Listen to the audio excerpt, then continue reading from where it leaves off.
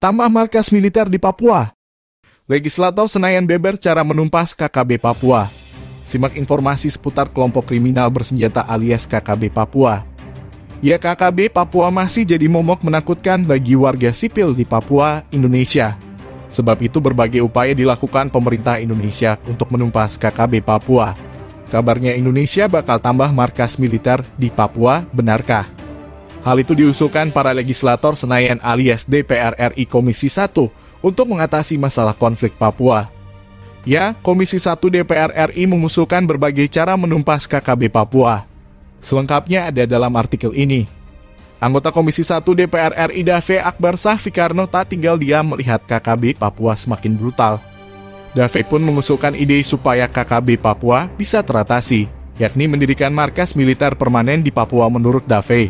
Satuan tugas, Satgas, keamanan yang bersifat sementara tidak efektif meredam kebrutalan KKB Papua.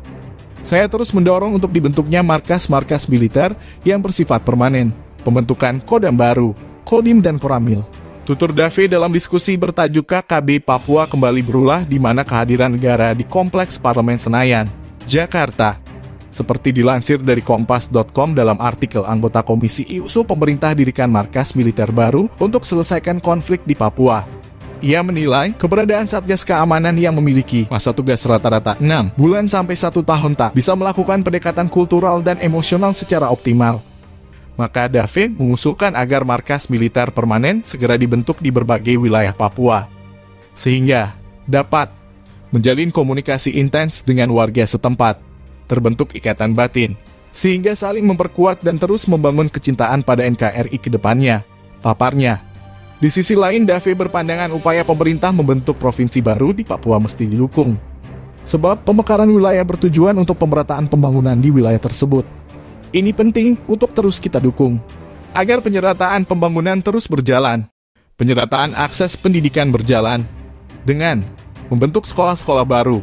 Katanya, sekolah-sekolah vokasional sehingga ada masyarakat Papua yang ready untuk langsung masuk ke dunia kerja. Jelas dia.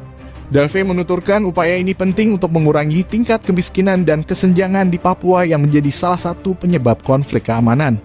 Pasalnya, lanjut dia, 1/4 warga di Provinsi Papua dan Papua Barat hidup dalam kemiskinan dan tingkat literasi yang rendah. Inilah salah satu alasan kenapa masih terjadi konflik-konflik yang mengakibatkan pertempuran atau pembunuhan, pungkasnya. Penyebab KKB Papua semakin brutal sementara itu. Anggota Komisi 1 DPR lainnya, Dave Laksono, membeberkan penyebab KKB Papua semakin brutal melakukan aksi teror. Hal ini diungkapkan Dave saat menanggapi kebrutalan KKB Papua membantai 11 warga sipil di Nduga.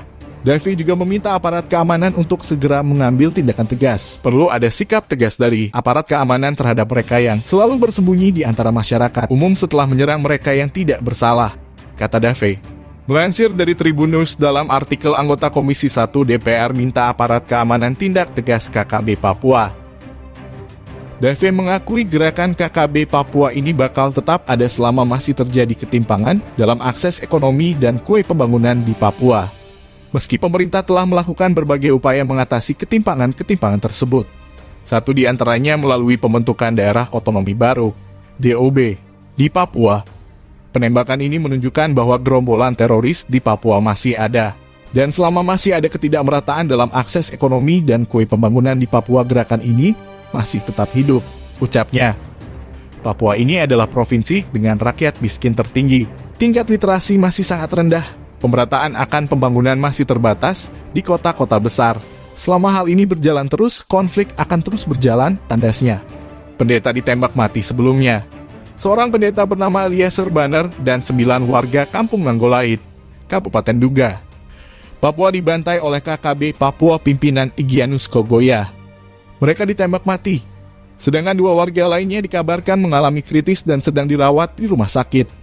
Penembakan secara brutal pada Sabtu, 16,7/2022. Pagi itu diduga kuat pelakunya KKB Papua Duga dan sudah berkali terjadi. Terkini anggota Polres Duga dengan perbantuan Satgas Damai Karten serta prajurit TNI masih mengejar para pelaku.